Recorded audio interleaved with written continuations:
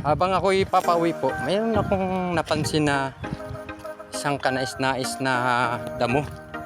Dahon. Parang kakaiba. Akala ko kamatis.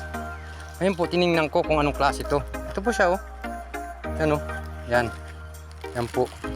Tutuntunin ko po kung saan po siya pupunta. Ito po. Sa aking pagtuntun, ito pala siya. Kaya pala may nakaumpok. Yan po.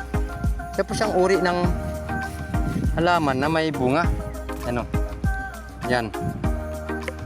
Wow, sarap.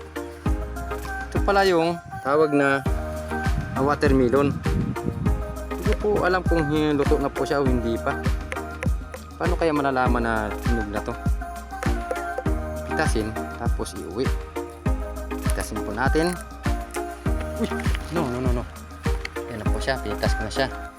Yan.